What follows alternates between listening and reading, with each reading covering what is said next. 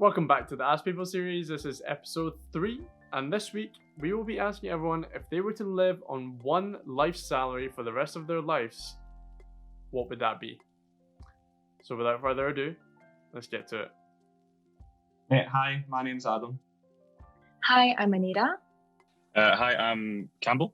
Hi there, my name is Cameron Gibson. Hi, I'm Hannes. Hi, I'm Jamie Stewart. Hi, my name is Jonathan. Hi, my name is Maureen. Hi, I'm Paul Reagan. Hi, my name is Sophia. Hey everyone, my name is T-Kid.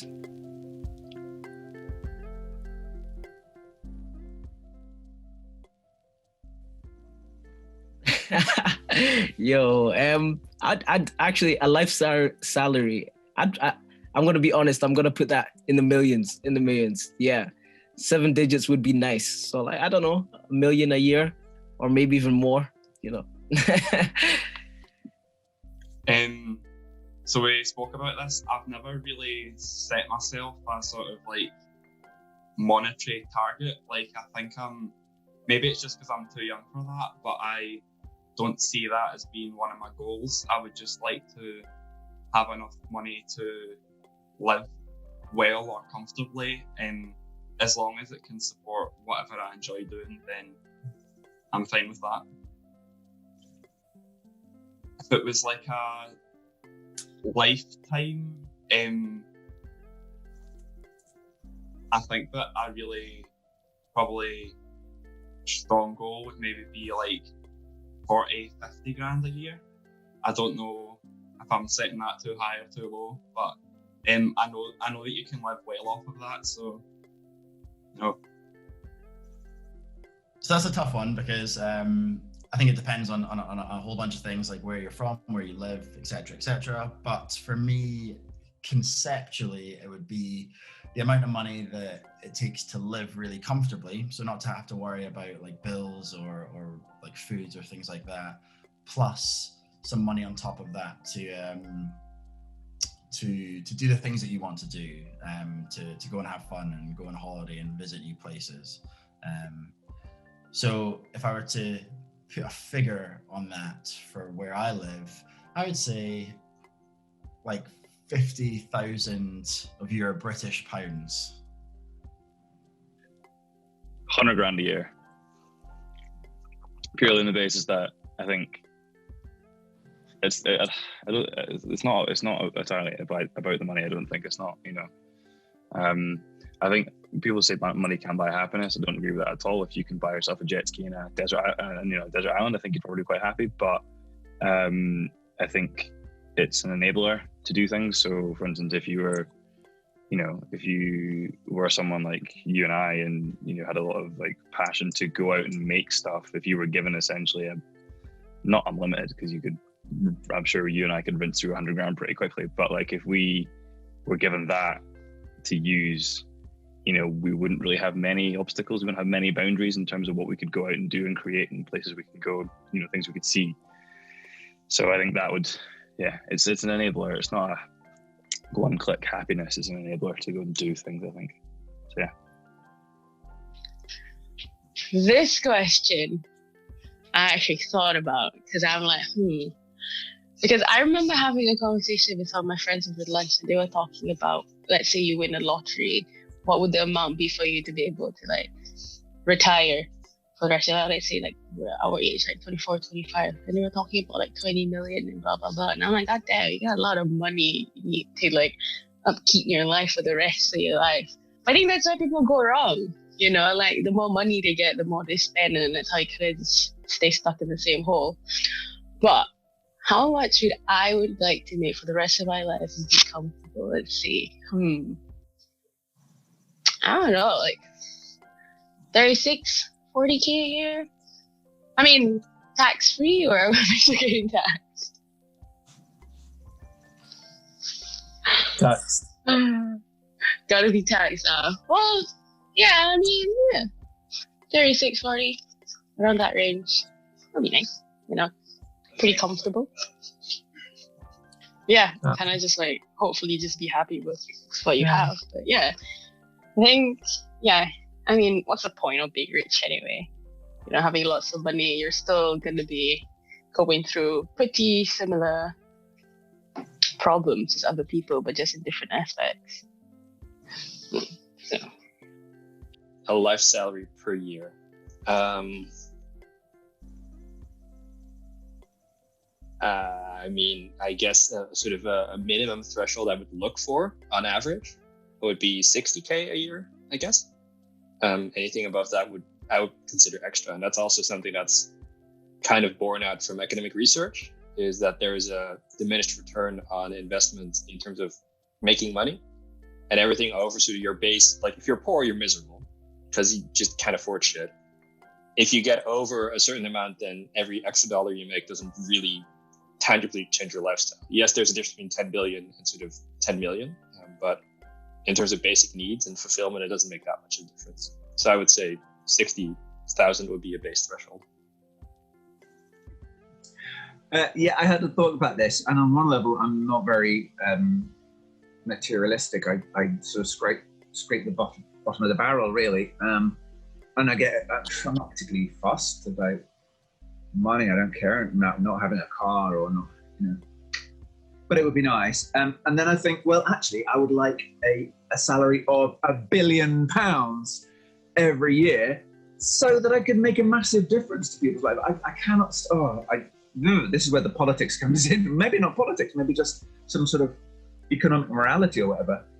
Billionaires who sit on their billions worth, and they just plow it back into their riches to become even more rich, while some people on this planet are scratching around for fresh water. Just kind of, it's not right. It's not right. So, yeah, I would want a salary of billions in order to change entire nations and go, right, okay, we're going to sort this out. Yes, grr.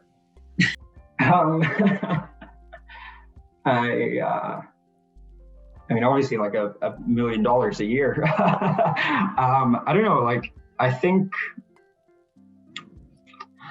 a good figure for me would be something that lets me pay my bills, save a good amount, and kind of just have money to not really worry day to day about spending. I think that will probably change through different periods of my life. At the moment, to be honest, that figure is probably 30 or 35,000 a year, which I feel for like a self-set salary, that's maybe a bit on the low side, but I think that's I could get away with that, or even slightly lower, with that goal of just making sure I'm getting my bills paid, saving towards my future, and then enough money left over for my hobbies. And you want to be able to go out for like a really nice meal and not have to worry about what the check's going to be at the end of it. So however the rest of my life kind of grows, that's how that number will change. But if you're looking for a hard figure, let's call it 40K. That's up like the 20% bracket. Is that like towards the upper? Yeah, we'll keep it about there. Is there a number that big? I would say like 100 million. If I get to choose, then why would I struggle? I'm just going with 100 million because, everything else is just a bit obscene, but 100 million sounds humble enough. Maybe like 70 or 80K. I think that's a good amount, because it gives me everything that I would need and more. So it gives me everything I would need, like obviously my necessities, but then I could also just do a lot of things with that money. Like I could do everything I would ever want. Like I could go abroad whenever I want to. I could own multiple things if I save enough. I think for me, the important thing is just having as long as you have what you need and a little bit more, that for me is like the sweet spot of being like, yes, like I don't need anything more than this, because I don't think I would need hundreds of thousands or $1 million, because I don't know what I would do with that money. Like for me, as long as I'm okay and content and I have everything I need and more, then it's perfect. So I really wanted to say $1 million because for me, that sounds like a great sum of money, but I'm also really bad at visualizing how much money that is. I think that I can't really pinpoint a direct salary. First of all, I'm in the humanities, so I'm very far away from numbers. It's not something I'm good at. But in general, I know that I would like to earn enough money in the future to live comfortably. And I know that that varies with, for example, when you have children, for example, the level or the bar of what's comfortable is definitely more money because you have another person in your life that you have to accommodate for.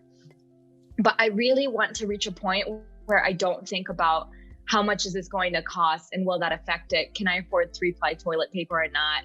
And things like that. I think because I do a lot of my money-wise, it would be in dollars just because I grew up in dollars. I could say yearly,